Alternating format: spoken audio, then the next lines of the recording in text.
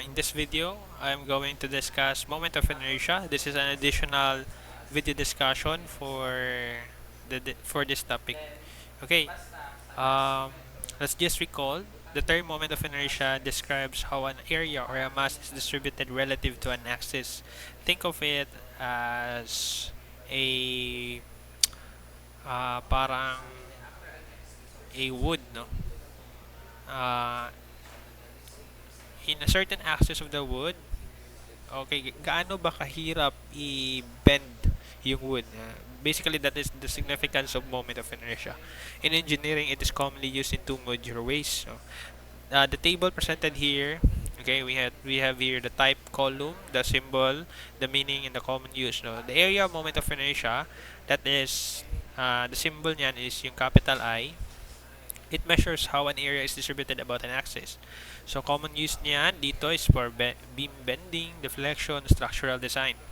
We also have mass moment of inertia. Ang symbol nito, similar lang ito sa area moment of inertia. It measures how mass is distributed about an axis. Common use naman ito is for rotation, dynamics, torque, angular acceleration. We also have polar moment of inertia denoted as capital J. Okay, measures resistance of a cross-section to twisting. Ito yung sinasabi ko kanina, no? It measures the resistance for cross-section to twisting. So, example nito is the torsion of shafts. So, I've already presented this one in the first two parts of my video. So, yung area moment of inertia or mass moment of inertia, this one, I sub x, is calculated using the integral of y squared kapag kukunin natin yung moment of inertia with respect to x-axis. So for example, ito with respect to x-axis. So yung gagamitin nating variable dito is the distance of our differential area with respect to the x-axis. So yun, that is obviously y. Kaya y yung ma-square dito. Similarly, if we take the moment of inertia of this differential area with respect to our y-axis, yung perpendicular distance naman niya galing sa y-axis going to the differential area, so that is x. Kaya x yung na-square dito. Now, if we are to evaluate the polar moment of inertia, so we'll just basically add the moment of inertia about the x and the moment of inertia about the y-axis. Or simply, if we have a polar coordinate, that is just simply r square. Okay, yung r natin is basically this one. So, saan to galing, di ba? We know that from triangle, di ba? If we have this triangle, okay, if this is the triangle, we have here r, this is x, this is y. So, r square is basically equivalent to x square plus y square. So, this x square and y square is associated with this one, the I sub x and I sub y. So basically, okay, itong r square, we can expand this in terms of integral of area, no, x square plus y square to be multiplied by differential area. Or that is just simply this one. Tama ba? So yan yung polar moment of inertia. So, meron din tayong, polar moment of inertia. Hindi lang siya dun sa centroid natin. Dito, this one, kinukuha natin yung centroid natin, no, of the differential area. Meron din instance that i-moment natin yung ating differential area or differential mass with respect to a certain axis other than the centroidal axis. So in that case, we will be using what we so-called the parallel axis theorem. The parallel axis theorem. Okay, ito binigay ko na din to sa first two videos. Ito yung parallel axis theorem na formula. Now, these are the moments of inertia of common geometric figures. I hope that you were able to familiarize these formulas. No? Nabigyan ko na din to sa first two videos. So we have here rectangle, triangle, circle, semicircle, quarter circle, and ellipse. So in this video particularly, we are going to solve some problems. No, this time we will be dealing with composite bodies na mga problems. Then we are to find the moment of inertia niyan. Okay, so let's start with example problem 1. Determine the moment of inertia of the area shown about the x-axis.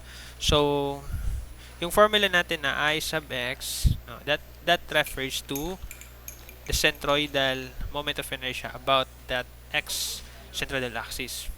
In this case, yung centroid niya, ito yun, no? Yung moment natin yung area na to about x-axis. So, meaning to say, we will be using the parallel axis theorem for this. To get the moment of inertia of this object with respect to x-axis, so we are going to find first to determine the what they call this one, the moment of inertia at the centroid, which is in this case ito. This is the x prime, this is the y prime, which is obviously equivalent na din sa y natin, no? So plus, kaya hindi na yun pinakita or hindi na pina-evaluate dito is yung moment of inertia about the y-axis because similar lang yung y prime natin sa y. But if in cases like meron tayo ditong y, dito yung y natin, so obviously hindi sila the same. Yung y prime natin at saka yung y hindi the same. So again, yung y prime natin, that refers to the axis of the centroid. So ito yung centroidal axis natin or denoted as x prime. So yan yun, mass moment of inertia or moment of inertia about the centroidal x-axis. And then we have here area, and then yung perpendicular distance. Okay, perpendicular distance of our plate with respect to the axis kung saan natin siya kukunan ng moment of inertia. Okay? So we have here I sub x equivalent to, so yung centroidal moment of inertia of a circle. By the way, ang gagawin natin is to consider two segments for this one. The first segment is the overall rectangle. Ito. Considering this is not hollow. Okay? And then the next segment would be itong circle. Okay?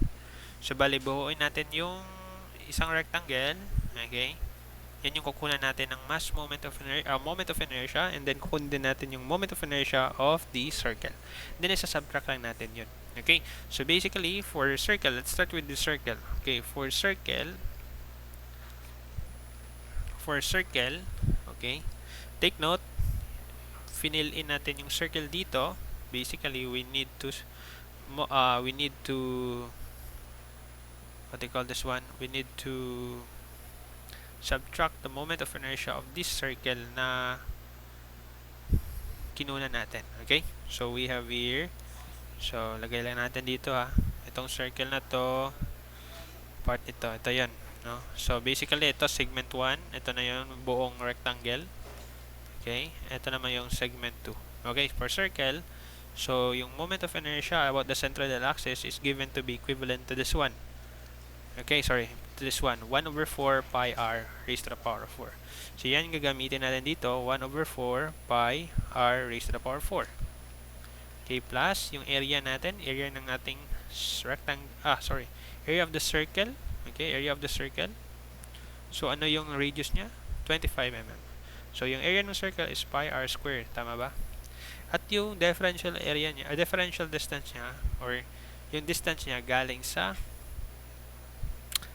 galing dito papunta dito sa ating axis kung saan natin siya i-moment. So that is obviously 75. Okay, so lagay lang natin dito dy square. So let's plug in the values. So basically this is 1 over 4 pi. Okay, yung radius natin obviously 25 raised to the power of 4 plus pi. Okay, plus pi, yung radius natin again 25 raised to the power of 2. And then yung 75, okay? 75 square. Okay, yung I sub x natin, or the moment of inertia about the x-axis, is equivalent now to 1 over 4, that is 0.25 pi, okay, 25 raised to the power of 4, okay, plus pi, okay, 25 square Okay, to be multiplied by 75 square. So yung sagot dito is 100.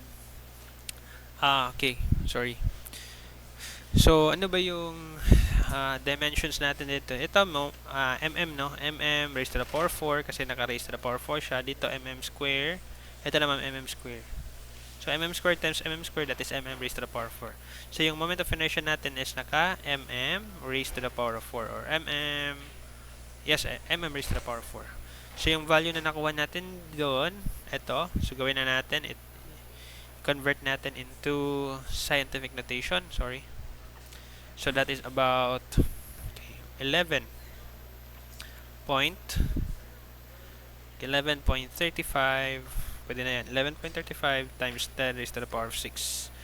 So naka mm raised to the power of 4 yan. Okay?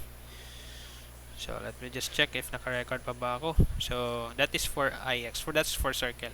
And remember, yung circle is na hollow dito, so therefore that should be negative.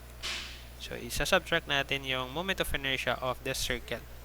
So this is for hollow circle. And then for rectangle, okay, risk ko lang to ha. For rectangle, so sa rectangle naman, similar pa din ay x, no? Equivalent to moment of inertia about the centroid plus area, tapos yung distance niya galing sa x-axis. Okay? So, yung area ay yung moment of inertia of the rectangle, ito yun, that is about, okay, with respect to the x centroidal, ito yun, x centroidal, no? Ito yung y centroidal, ito naman yung x-axis, yung y-axis, yan, no? Ito yung x centroidal, y centroidal, so on and so forth. So, ito, so, tingnan na natin. So, basically, about the x centroidal, that is 112 bh cubed. So, ito, ang gagamitin natin na formula, 1 over 12 bh cubed plus yung area ng ating rectangle, a times b, or simply base times height, no? Base times height, and then yung dy square. Okay? So, plug in na natin yung mga values na meron tayo. So, 1 over 12, yung base natin ng rectangle, ito yun, no? Which is 100. Yung base naman natin, yung height naman natin, 75 times 7 plus 75. So, that is 150. 150 raised to the power of 3. Plus, again, 100 yung base natin, yung height natin, 150.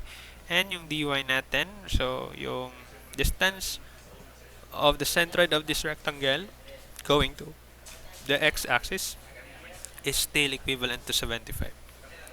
Okay, square natin. So, similar lang yung magiging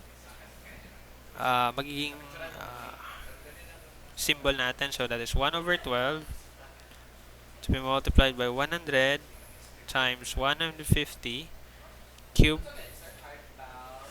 plus 100 times 150 times 75 square. So, yung sagot dito is 112.5.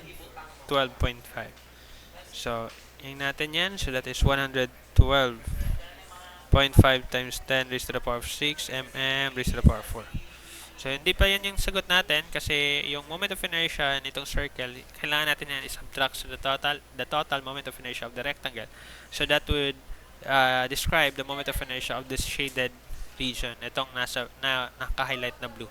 So, yung sagot dito, therefore, yung moment of inertia natin would be 112.5 times 10 raised to the power of 6 minus 11.35 times 10 raised to the power of 6. So, yung sagot dito would be equivalent to, okay, 112.5 minus 11.35. So, that is equivalent to 101.15 times 10 raised to the power of 6 mm raised to the power of 4. So, yun yung sagot natin for this problem. Okay. Ito yung sagot natin for this problem. Okay, I hope that you were able to get this problem. Okay. Proceed tayo sa example number 2 para ma-master talaga natin yung concept ng moment of inertia. So basically class yung moment of inertia, it's measure the resistance that resists, or the resistance, the amount of resistance the object no possesses to uh, to resist its ito yan, measure the resistance of cross section to twisting. Okay, so it is a measurement of how mass or area is distributed relative to an axis. Okay, so meron tayo dito problem number 2. Determine the moment of inertia of a cross-sectional area of the channel with respect to y-axis. So, meron tayo dito parang I-beam. Then, kukunin natin yung moment of inertia of this cross-sectional area with respect to the y-axis. So, obviously, itong yung y-axis natin parang nasa centroidal mismo na yan. No? So, somewhere in here yung centroid natin. Okay? So, paano natin to isa-solve? Okay? So, yung moment of inertia about the y-axis, okay, about the y-axis. So class, magiging dalawa ito, no? Since okay, we can expect two segments for this. The first segment is itong na part. Okay, that is our first segment, and the second segment is itong part ito. This one and this one. Obviously, that is just symmetrical, so yan yung magiging second segments natin. So yung obviously, no, meron tayong yung moment of inertia. Kukunin natin yung moment of inertia about the y-axis. So, yung centroid nito, nandito yan for this second segment. And yung centroid niya, nandito yan, most likely. So, as you can see, it what? It is along the y-axis natin, kung saan natin yan yung moment. So, basically, we cannot use the parallel axis theorem for this. You can only use the parallel axis theorem if yung centroid niya, kung i-moment natin yan at a certain axis, meron yan siyang parallel distance. Okay? So, basically, this one, meron tayong moment of inertia, meron tayong center dito. So, di natin yan gagamitan ng parallel axis theorem. Okay? So, yung moment of inertia about the y-axis for the first segment plus yung moment of inertia yung moment of inertia about the y-axis for the second segment. Yung formula natin dyan, since nagmo-moment tayo about the y-axis, itong part na to, okay, about the y-axis naman tayo, so yung formula natin dyan is 1 over 12 b cube h. So, baliktad siya dun sa bh cube. Okay. So, yung height natin, itong part na to, yan na yung hindi natin i-cube. Okay? So, yan yun, no? Plus, okay. Since yung second segment is dalawa yan, ito at saka ito. Okay? So, times 2 tayo dito. 1 over 12 pa rin yan. And then, since about the y-axis naman tayo, no? Ito yung centroid natin. I-moment natin yan. So, similar pa rin. Magiging b cube h pa rin yan, no? B cube h. So, lagay natin yung mga formulas involved, no? So, we have here, for the moment of inertia, that is 1 over 12. Yung base natin for the first segment, ito na yun, no? So, yung 50 yung naka-cube, 50 cube. Yung height natin, ito yun. Which is equivalent to 300. Okay? Then, plus natin yan. Okay, 2 times 112. Okay, yung base natin, ito yun apart. So, that is equivalent to 200. Okay, 200 cube. And then, yung height naman natin is 50. Okay, so yung moment of inertia about the y-axis is equivalent to 1 over 12 times 50 cube times 300 plus okay, 1 over 6 na yan kasi simplify lang yung 2 times 1 over 12, then 200 cube, then multiplied by 50. So yung sagot natin dito is 69.79 or about 69.8 times 10 raised to the power of 6. Actually, sorry, raised to the power of, ano yun?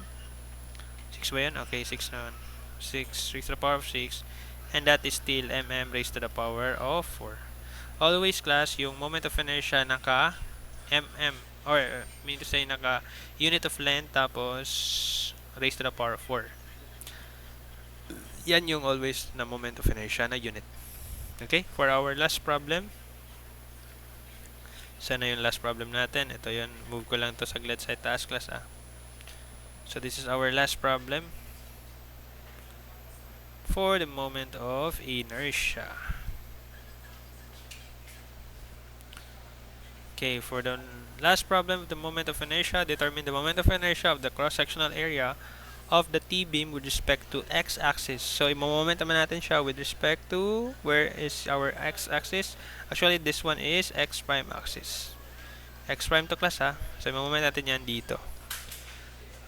Passing through the centroid of cross-section. So, passing through the centroid of cross-section. Most likely, ito yung centroid natin. So, ano yung moment nito of this T-beam with respect to this centroidal axis. So, gagawin natin na formula for this one. Okay, gagamitin natin na formula for this one. Kukunin muna natin yung centroid, no? With respect to the base, papunta dito. Kasi gagamitin natin tong hold on. Gagamitin natin yung makukuha natin na value dito na part to solve for the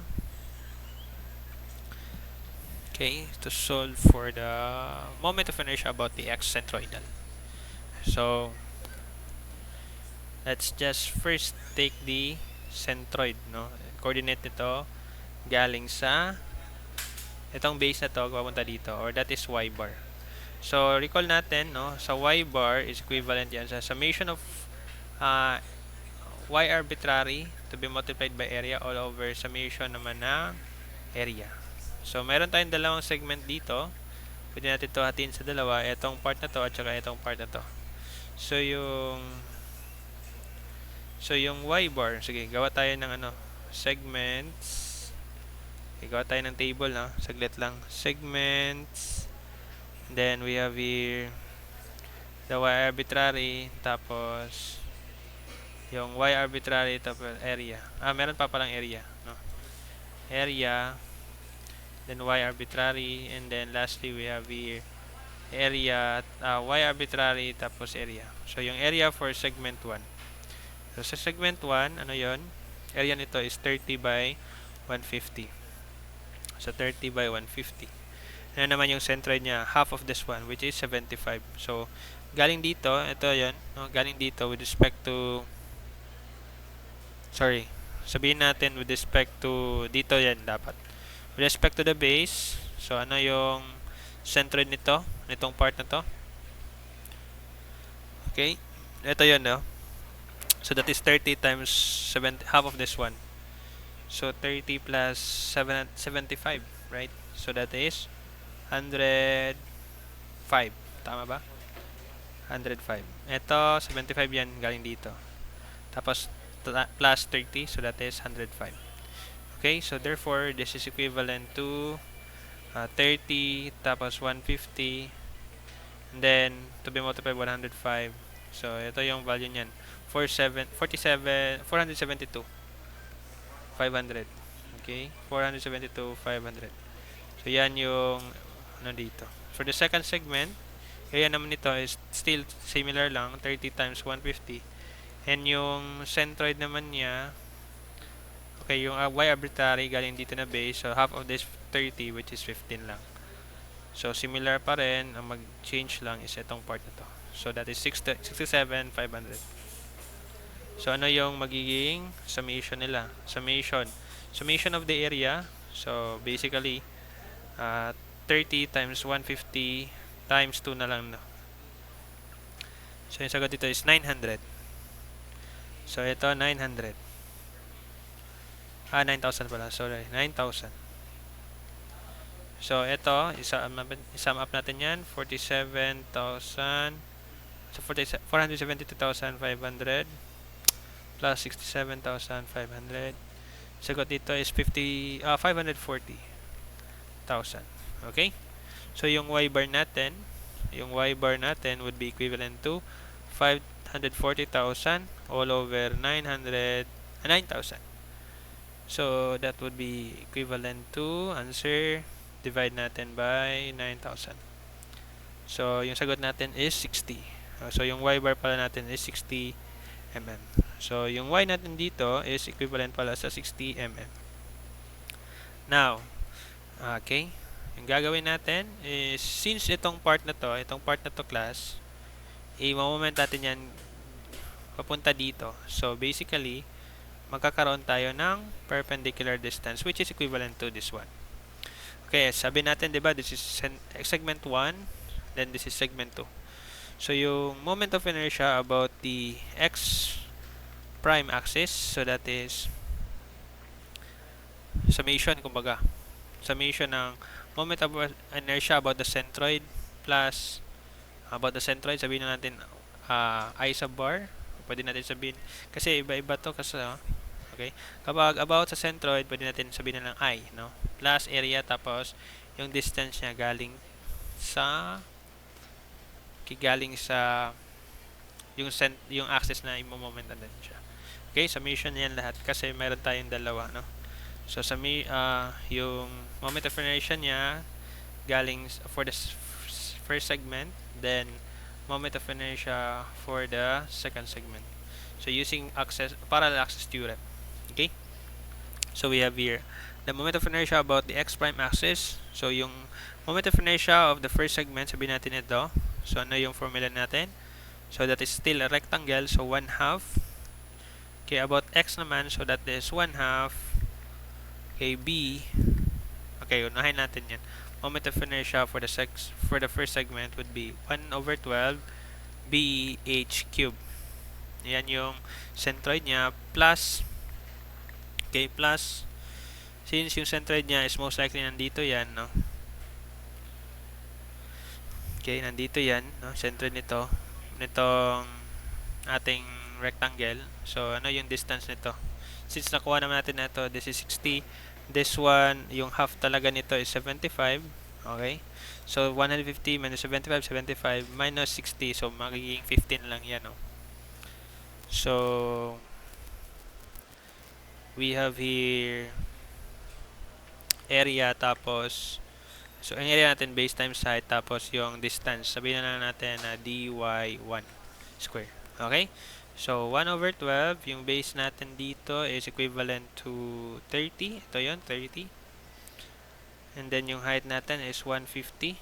150 square, cube pala. Okay? 150 cube plus yung height yung base natin again, that is 30, tapos 150. Okay? And then yung distance niya, okay, galing sa centroid papunta dito sa kung saan axis natin siya yung moment. So ilan yan, class? So 150, 75. Okay, parang mali. Okay. So no. Sandali. If this is parang mali. Okay, if this is 75, so kunin natin na ito yun. So y prime yan, no? So ito yung centroid natin. So this one is 75, no? 75. So yung lahat na to is 180. Tapos minusan pa natin ng 760. So yan yung distance na natira dito. So parang 180, okay, minus 75, tapos minus 60 pa rin. So yung natira dito is 45. So yan yung gagamitin natin dito. This 45 squared. So basically ito palang part na to. Okay, sandali ah. Itong part pala na to 75. Itong part na to 45. Okay, 45. Kasi dapat lahat ng ito galing dito papunta dito, mag-sum up yan to 180. Okay, so 45 yung sagot dyan. So yan yung gagamitin natin dito. So basically ito magiging 1/12, tapos 30, tapos 150 cube, Okay, plus 30, then 150, then 45 square. So yung sagot dyan is 17.55. Okay? Yung moment of inertia for the first segment is, ayun class, hold on, 17.55. 17.55 times 10 raised to the power of 6 mm raised to the power of 4. So yung moment of inertia for the second segment, okay, ano naman yung second segment? Ito yung second segment natin. This one. So, centroid niyan, nandito yan. Centroid niyan. So, ano yung distance niya from this centroid papunta dito sa kung saan natin siya i-moment. So, if this is 60, then half of this one is 15. So, that is 60 minus 15. Ano yung 60 minus 15 natin? 60 minus 15, that is still equivalent to 45. So, meaning to say, 1 over 12 pa rin to, BH cube plus BH pa rin yan. Then, we have here dy for the second segment square. So, yung base natin dito is itong 150. Yung base natin dyan is 150. Yung height natin dyan is 30. So, 30 cube plus still 150 times 30. And then, yung dy natin for the second segment will be 45 still square.